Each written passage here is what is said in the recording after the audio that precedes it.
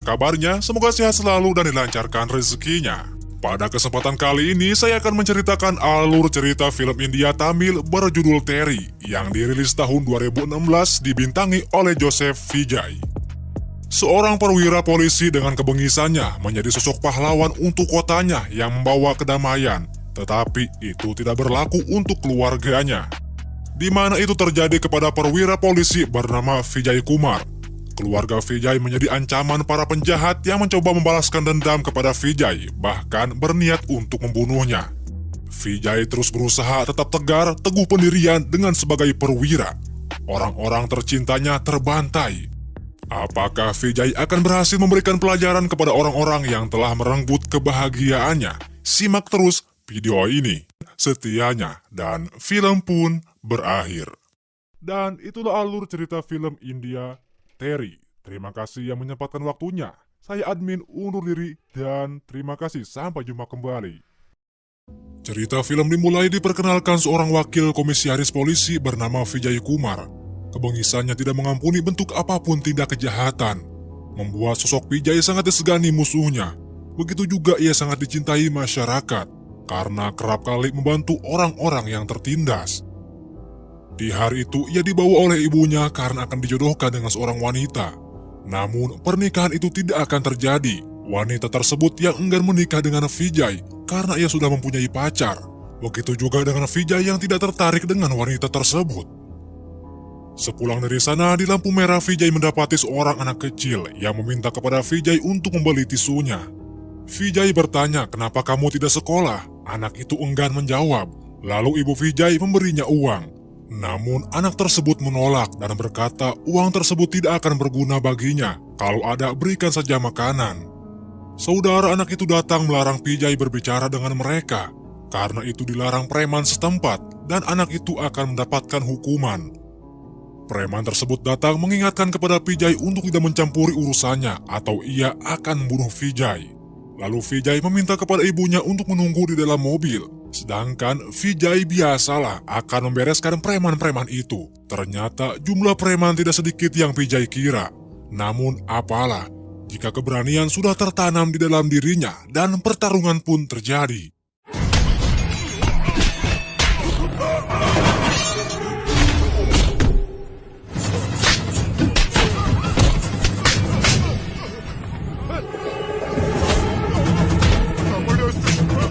Para preman tersebut takluk di tangan Vijay, lalu dibawa ke rumah sakit dan diobati oleh dokter bernama Mitra. Mitra menanyakan kepada preman siapa yang melakukan ini semua, sehingga mereka babak belur. Preman tersebut menjawab bahwa ini semua ulah seorang perwira polisi. Mendengar itu, Mitra meminta untuk membawakan perwira polisi tersebut. Vijay datang ke hadapan Mitra. Di sini Mitra marah-marah karena Vijay telah membuat mereka babak belur. Bagaimana seandainya mereka lumpuh? Namun di sini Vijay membalikkan omongan bagaimana perbuatan yang telah mereka lakukan. Sebanyak 70 anak kecil yang dijadikan budak oleh preman tersebut. Kakinya dipatahkan, matanya disiram membuatnya mengemis di jalan. Anak-anak kecil telah diberi perawatan. Di sini anak kecil itu meminta kembali tawaran Vijay yang akan menyekolahkannya. Lalu Vijay menyuruh asistennya bernama Rajendran untuk membawa seluruh anak-anak kecil ke rumahnya untuk diberikan perawatan dan pendidikan. Melihat itu semua, Mitra tersipu malu karena telah berprasangka buruk kepada Vijay. Mitra menanyakan kepada Vijay, apakah Vijay sudah mempunyai pasangan? Vijay menjawab, boro-boro neng. Mitra yang akan kembali bekerja, ia mengajak Vijay bertemu malam selepas ia bertugas. Malam harinya selepas bekerja, mereka berdua bertemu di sebuah bis. Mereka berdua berkenalan hingga mereka berdua lebih dekat. Tak hanya itu, Vijay mengenalkan Amrita kepada ibunya, menandakan keseriusan dalam hubungan mereka berdua. Dari keduanya mempunyai kesamaan, di mana Amrita yang menginginkan sosok seorang ibu, mengingat ibunya yang sudah tiada. Begitu pula dengan ibu Vijay yang menginginkan seorang putri. Berkat kenalan dengan Vijay seolah-olah melengkapi kekurangan dari keduanya. Pada akhirnya ibu Vijay menyetujui hubungan mereka berdua. Di malam harinya, Vijay kedatangan seorang kakek yang ingin mengajukan keluhan bahwa putrinya bernama Raji yang bekerja sudah 3 hari belum pulang. Vijay menanyakan selama 3 hari apakah kakek tidak mengajukan keluhan kepada polisi terdekat. Si kakek menjawab ia sudah melaporkan keluhannya, namun polisi meminta bayaran untuk bisa menemukannya. Lalu Vijay menanyakan kapan terakhir kali Anda berbicara dengan Raji. Si kakek menjawab pada Rabu malam sekitar jam 8. Raji mengatakan dia akan kembali ke rumah dalam 1 jam. Namun setelah itu tidak ada kabar lagi dari Raji. Kemudian Vijay langsung mendatangi di mana Raji bekerja. Memeriksa semua rekaman CCTV. Terdapat rekaman ketika Raji hendak keluar jam 8.30 malam. Lalu Vijay pergi ke gerbang. Dengan instingnya ia mencoba menelusuri Raji. Satu pedagang mengatakan antara jam 8 sampai jam 9 Raji selalu mengisi daya telepon di tokonya yang kemudian pergi ke halte bis. Vijay mencurigai sebuah kebun di belakang, lalu ia mengarahkan semua polisi dan anjing pelacak, namun tidak mendapatkan hasil apapun. Mendatangi halte bis untuk memeriksa rekaman CCTV. Di sana satu anggota polisi menemukan ponsel Raji dan ID card-nya yang kemungkinan dibuang oleh seseorang di dekat halte bis. Dengan itu, Vijay menyuruh untuk memeriksa di rekaman CCTV kendaraan yang melewati jalan halte pada jam 8.30 sampai jam 9. Terdapat 2 sepeda motor dan 1 mobil Audi yang melaju kencang. Dengan itu, Vijay menyuruh untuk menemukan pemilik mobil Audi tersebut. Di keesokan harinya, jasad Raji ditemukan yang tergeletak oleh seorang pengembala, lalu dilarikan ke rumah sakit. Vijay mendatangi rumah sakit. Hasil investigasi bahwa korban diperkosa selama 3 hari dengan kejam. Ia kehilangan banyak darah dan juga alat vitalnya rusak. Untuk menghancurkan bukti dengan kejam, pelaku memasukkan karat besi ke alat vitalnya. Di tengah koma, Vijay dengan secara perlahan dan lembut menanyakan kepada Raji, siapa yang telah berani melakukan ini semua? Kenapa ia bertanya? Karena pelaku pantas mendapatkan hukuman yang berat atas perilakunya, sehingga tidak akan ada lagi korban selanjutnya. Vijay mengatakan kepada Raji, anggap saja Vijay sebagai saudara Raji, agar ia bisa bergegas menghukum pelakunya. Raji menjawab, yang melakukan ini semua adalah Aswin, anak menteri bernama Vanama Malai. Namun setelah itu tak berselang lama Raji menghembuskan napas terakhirnya.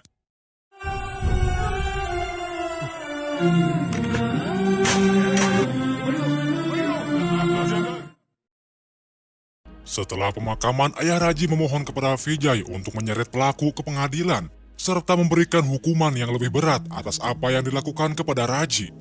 Lalu Vijay mendatangi rumah Vanama Malai meminta untuk menyerahkan putranya yang telah melakukan perbuatan kejam. Namun Vanama Malai juga tidak tahu keberadaan putranya karena sudah 3 hari belum pulang. Vijay menegaskan apapun itu alasannya ia akan tetap menangkap Aswin dan memberikan hukuman yang setimpal. Mendengar itu, Vanama Malai mengatakan, silahkan saja lakukan tugas Anda. Namun ingat, tangkap saja Aswin, jangan pernah coba untuk menyentuhnya. Di sore harinya, Vijay dan Rajendran berjalan santai dan menepi di sebuah jembatan. Rajendran mengeluh kenapa kasus ini malah menemui jalan buntu. Ia sangat kasihan kepada ayahnya Raji yang hari ke hari bersedih karena pelaku belum ditemukan. Vijay bertanya kepada Rajendran, apa yang akan dilakukan Rajendran ketika ia berhasil menangkap pelaku. Rajendran menjawab ia akan memukulinya hingga memar, melukai wajahnya hingga tidak dikenali, lalu menggantung di bawah jembatan. Mendengar itu, Vijay menyuruh Rajendran untuk melihat ke bawah jembatan. Rajendran dibuat terkejut, ternyata si pelaku telah tergantung di bawah jembatan. Terungkap Vijay dengan secara sempurna telah menangkap dan memberikan hukuman seperti apa yang dikatakan oleh Rajendran. Investigasi dilakukan. Vanama datang menanyakan kepada Vijay di mana Aswin. Vijay menunjukkan ke arah Aswin yang sudah terbungkus. Melihat itu membuat Vanama sangat terpukul. Hasil investigasi dokter mengatakan bahwa ini pembunuhan brutal. Jasad Aswin wajahnya patah dengan besi. Ada tanda bahwa Aswin disiksa selama 3 hari. Dan alat kelaminnya juga telah dipotong sebelum kematiannya. Sangat mengenaskan.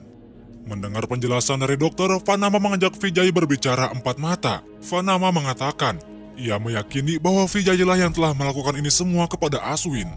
Vanama akan membalaskan dendam atas apa yang telah diperbuat Vijay kepada putranya. Vijay mengatakan, oh silahkan saja, jika memang Vanama menemukan bukti bahwa Vijay lah yang melakukan ini semua. Siapapun pelakunya, memang Aswin pantas diberi hukuman atas perbuatannya. Di keesokan paginya, Vijay dibawa oleh Mitra ke hadapan ayahnya, di mana di sana Vijay menyampaikan maksudnya bahwa ia berniat untuk menikahi Mitra. Ketika Vijay memberikan secangkir kopi kepada ayah Mitra, pembuktian jika ayah Mitra menerima kopi tersebut tandanya ia juga merestui hubungan mereka berdua. Namun, tiba-tiba anak buah Vanama menyerang mereka. Untungnya tidak ada satupun yang terkena tembakan. Vijay langsung membawa mereka ke tempat yang aman. Ia berhasil menghabisi anak buah Vanama. Namun ayahnya Mitra malah membawa pulang Mitra karena berhubungan dengan polisi hanya akan mendatangkan resiko besar. Dengan kesal, Vijay langsung mendatangi Vanama karena Vanama yang telah berani mengganggu pertunangannya. Di sini Vijay menegaskan bahwa anak buah kiriman Vanama tidak sama sekali mempan untuk dirinya. Mengingatkan jika Vanama terus mengganggu kehidupannya, Vijay tidak akan membiarkan hidup Vanama menemukan kedamaian. Setelah kepergian Vijay, Vanama memerintahkan adiknya bernama Ratnam untuk segera membuat rencana pembunuhan Vijay. Beberapa hari kemudian, di malam harinya Vijay menemui Mitra yang tengah pulang bekerja. Mengingat mereka cukup lama tidak bertemu, Vijay menanyakan kenapa Mitra menjauh darinya. Di sini Mitra mengatakan sekiranya hubungan kita tidak akan terwujud jika Vijay masih menjadi seorang perwira polisi. Memang Vijay seorang pahlawan untuk kota, tetapi tidak untuk keluarga. Hanya akan membawa resiko besar untuk keluarganya nanti kalau Vijay tetap menjadi seorang perwira polisi. Mendengar itu Vijay memberhentikan bajai memberikan pilihan terakhir kepada Mitra. Mitra tidak menanggapinya. Namun tidak berselang lama bajai berhenti. Mitra menghampiri Vijay kembali bahwa sulit untuk jauh dari Vijay. Di sini Vijay mengatakan jauh di dalam cintaku padamu. Itulah caraku mencintai karirku sebagai polisi. Vijay tidak mau kehilangan keduanya.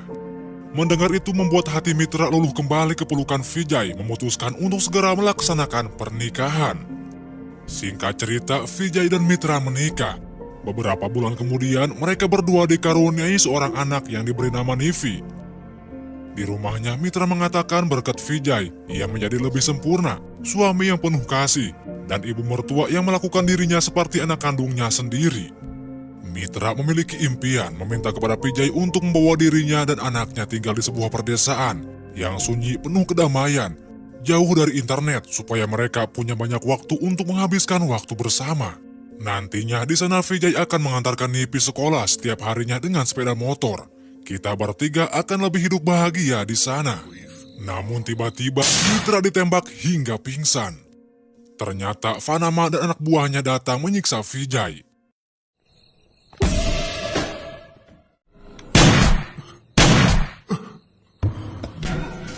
Menyeret mereka berdua yang sudah tak berdaya. Tak hanya itu, Ratna menembak ibunya Vijay hingga tewas. Dan kejamnya membiarkan Nivi di genangan air sendirian hingga tenggelam. Lalu anak buah Vanama menaruh gas kecil di microwave dan menyalakan kompor lalu langsung pergi. Mitra tersadar dari pingsannya. Mendengar Nivi menjerit, ia langsung bergegas pergi dengan tubuh yang sudah tak berdaya. Terkejut melihat ibu mertua yang sudah meninggal. Lalu menyelamatkan Nivi, membangunkan Vijay dan berkata, meminta untuk yang terakhir kalinya. Jika nantinya Vijay tetap menjadi seorang perwira polisi, tinggalkan Nivi di sini. Namun jika memang Vijay seorang ayah yang baik, bawa Nivi ke dalam seperti impianku. Setelah itu, Mitra meninggal dunia di pangkuan Vijay. Vijay sangat bersedih dan tak berdaya. Bagaimanapun ia harus menyelamatkan Nivi. Tak berselang lama, gas meledak dengan hebat membuat rumah hancur berkeping. Atas kejadian tersebut, media digemparkan dengan kematian Vijay Kumar. Semua orang mengira bahwa Vijay telah meninggal dalam kejadian ledakan tersebut. 5 tahun kemudian terungkap ternyata Vijay Kumar masih hidup, berganti nama menjadi Joseph. Di sana ia membesarkan Nivi seperti mana yang diimpikan oleh Mitra. Di pagi harinya selalu mengantarkan Nivi sekolah dengan sepeda motornya meski sering terlambat. Hal itu membuat guru bernama Ibu Ani selalu mengherankan kenapa sering terlambat. Namun ia tak bisa memarahinya karena tertarik kepada Vijay. Kerap kali Nipi seringkali menjodoh-jodohkan Ibu Ani dengan Vijay. Bersama asisten setianya, Vijay membuka usaha dagang roti. Suatu hari, Vijay terlambat menjemput Nivi. Nipi kesal menceritakan bahwa temannya bernama Kuta telah memukulnya. Vijay menanyakan apakah Nipi membalasnya. Nipi menjawab tidak, karena Vijay selalu mengejarkan kasih sayang bukan perkelahian. Vijay mengatakan jika Nivi tidak bersalah, berikan pelajaran kepada Kuta, sehingga Kuta menyesali perbuatannya dan tidak lagi mengulangi perbuatannya kepada Nivi atau orang lain. Mendengar itu lalu Nivi pergi untuk memberikan pelajaran kepada Kuta. Keesokan paginya Ibu Ani datang untuk menjemput Nivi. Vijay terbangun dan mengucapkan I love you kepada Nivi. Di sini Ibu Ani kegeeran, dia kira Vijay mengucapkan itu kepada dirinya. Tak berselang lama, Vijay mendapatkan kabar bahwa Nivi kecelakaan di dekat rel kereta api. Ia bergegas langsung ke rumah sakit. Di sana ia memarahi Ibu Ani. Semua ini gegaramu, siapa yang menyuruhmu untuk membawa Nivi? Ternyata Nivi tidak kenapa-napa. Ia menceritakan Ibu Ani telah menyelamatkan dirinya dari preman-preman sehingga Ibu Ani terluka di tangannya. Lalu Vijay kembali menghampiri Ibu Ani meminta maaf karena telah menyalahkannya. Tak lama itu polisi datang meminta kepada Vijay untuk datang ke kantor polisi atas laporan yang dibuatnya. Vijay heran, ternyata yang membuat laporan adalah Ibu Ani. Mendengar itu Vijay kesal kenapa Ibu Ani membuat laporan mengatasnamakan Nivi. Ibu Ani menjawab karena ia takut preman-preman menyelakai Nivi kembali. Tak terima, Vijay didampingi Ibu Ani datang ke kantor polisi untuk mencabut kembali laporan tuduhan terhadap preman. Vijay menandatangani pencabutan laporan tersebut. Tak lama itu, inspektur datang menanyakan karena merasa pernah bertemu dengan Vijay di saat training di kepolisian. Namun, Vijay berdalih, menjawab bahwa namaku Joseph. Mungkin Pak Inspektur itu hanya salah lihat, karena Vijay juga tinggal di desa ini dan berjualan roti. Lalu Vijay pergi, Pak Inspektur berteriak dengan menyebut nama Vijay Kumar. Sialnya, Vijay malah menoleh. Hal itu membuat Ibu Ani curiga dan heran. Pulang dari sana, Ibu Ani langsung mencari tahu siapa sebenarnya nama Vijay Kumar yang disebutkan Pak Inspektur. Sedangkan di rumah, Vijay kedatangan preman karena Vijay telah membuat laporan kepada polisi. Vijay menjelaskan bahwa yang membuat laporan bukan dirinya, tetapi Ibu Ani. Preman yang tetap tidak terima menghajar Vijay dan terjadilah perkelahian.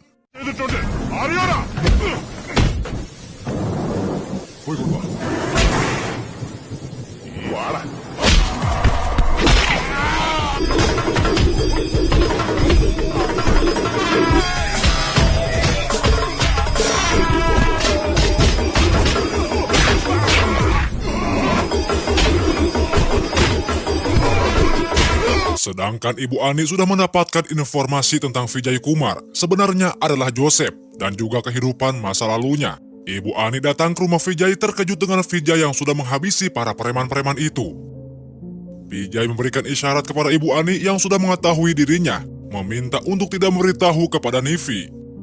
Ibu Ani yang penasaran menanyakan kepada Rajendran apa yang sebenarnya terjadi kepada kehidupan Vijay dan Mitra, karena ia peduli terhadap Nivi.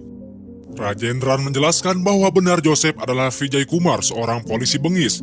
Kehidupannya hancur di saat ia berurusan dengan Vanama Malai. Mitra dan ibunya tewas atas balas dendamnya Vanama kepada Vijay, karena Vijay telah menghukum anaknya Vanama hingga tewas. Dan dia di sini sekarang untuk menjalankan sebagaimana impiannya Mitra.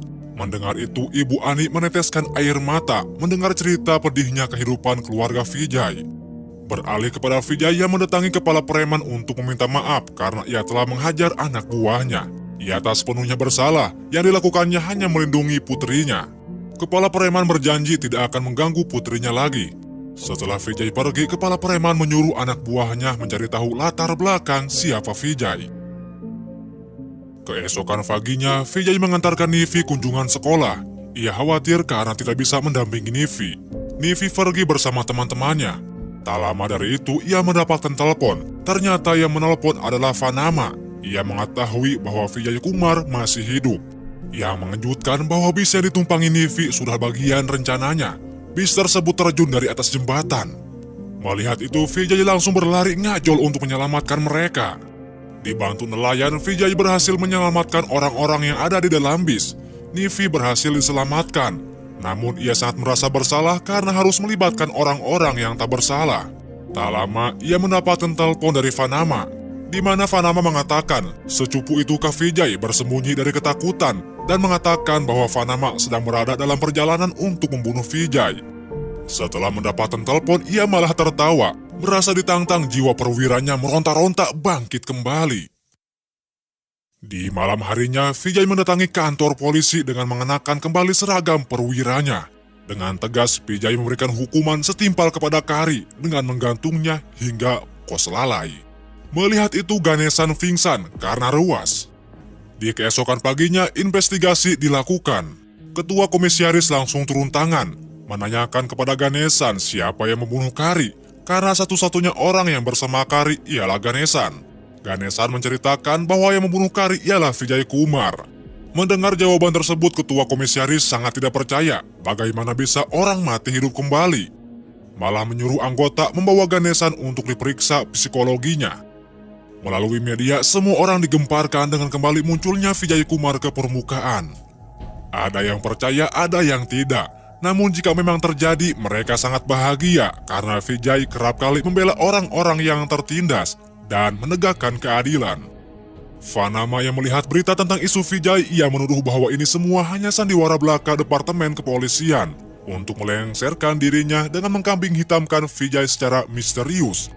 Konflik internal terjadi di mana antara adik dan kakak sedang tidak akur. Atas terbunuhnya Kari, Ratnam menuduh ini semua hanya permainan Vanama saja yang ingin meredupkan proyek yang telah Ratnam bangun. Namun Vanama mengatakan, "Saya juga korban, bos." Ia mengingatkan setelah ini incaran Vijay adalah dirinya dan Ratnam. Namun Ratnam tidak percaya, malah menuduh kembali Vanama yang telah merencanakan pembunuhan kepada dirinya. Ratnam pergi ke proyek karena mendapatkan kabar tentang tewasnya pegawai. Sontak yang membuat seluruh pegawai ketakutan dan mengajukan undur diri dari proyek tersebut. Proyek yang setengah jadi, sayang jika tidak diteruskan. Lalu Ratnam membisikkan kepada mandor untuk menaikkan gaji para pegawai supaya mereka mau kembali bekerja.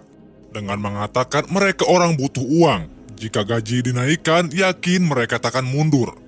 Lalu mandor mengumumkan kenaikan gaji. Tentu mendengar itu para pegawai mau tak mau harus kembali bekerja karena butuh cuan buat ngopi dan gorengan bakwan. Malam harinya, para pengawal Ratnam dikejutkan dengan sosok misterius. Yang tak lain tak bukan itu adalah Vijay Kumar. Lalu mereka mencari sosok misterius itu dan pertarungan pun terjadi.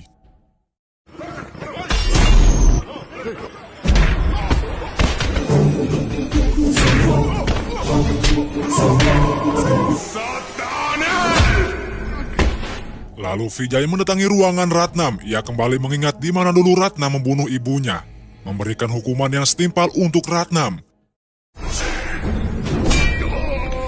Vijay menajong Ratnam ke bawah hingga membuatnya tewas di tempat. Di keesokan paginya, investigasi dilakukan. Vanama yang melihat Ratnam tewas, ia sangat ketar-ketir. Ia yakin yang melakukan ini sudah pasti Vijay Kumar. Ketua komisaris mengatakan mereka bisa menangkap Vijay dengan cara menjebak Rajendran, Nivi, dan Ibu Ani. Melalui perantara Rajendran, Vijay dapat ditangkap. Di sana Vanama mengatakan, "Kau mencoba untuk membunuhku setelah tewasnya Kari dan Ratnam, namun tidak semudah itu, bos." Faktanya sekarang Vijay lah yang terjebak dalam perangkap Vanama. Mendengar itu, Vijay malah tertawa sembari mengatakan, justru Vanama lah yang terperangkap dalam jebakan Vijay. Lalu Vanama memanggil Rajendran, Nivi, dan Ibu Ani yang sudah disandra. Melihat ayahnya yang sudah tak berdaya, Nivi sangat bersedih dan menanyakan siapa mereka, ayah. Vijay mengatakan mereka semua orang yang telah membunuh ibumu dan ibuku. Lalu Nivi menanyakan apakah mereka menyesali perbuatannya dan meminta maaf. Vijay mengatakan mereka tidak mengerti dengan hal itu. Lalu Nivi meminta kepada Vanama untuk meminta maaf dan menyesali perbuatannya. Vanama menjawab ia akan meminta maaf setelah membunuh Vijay. Mendengar itu Nivi kesal kepada Vanama, lalu menyuruh ayahnya untuk beraksi seperti biasanya. Apal meren? Ketika Nivi, Rajendra, dan Ibu Ani pergi, dari belakang anak buah Vanama akan menghajarnya. Vijay berteriak jika kau seorang lelaki, berperilakulah secara jantan lawan dirinya, dan solo vs sekuat pun terjadi.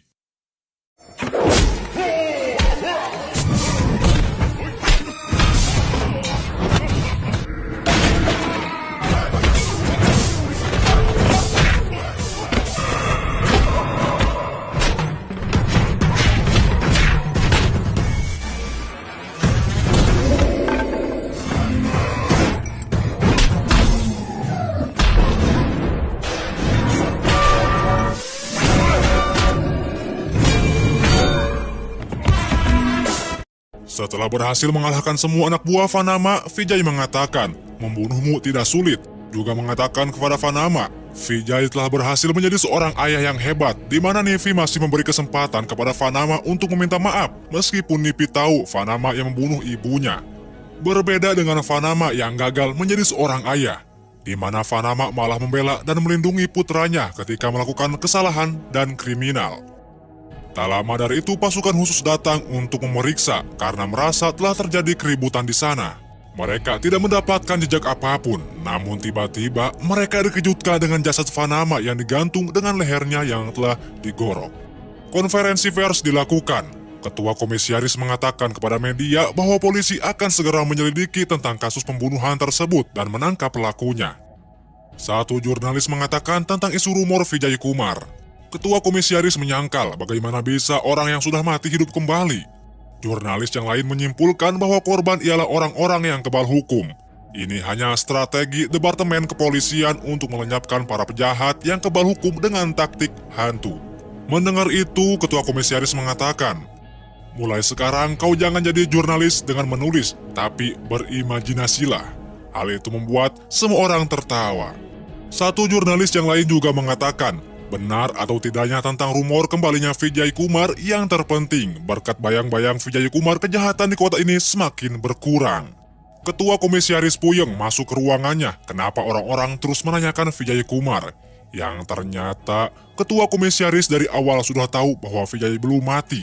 Vijay Kumar dan Komisaris bekerja sama untuk melenyapkan orang-orang yang kebal dari hukum.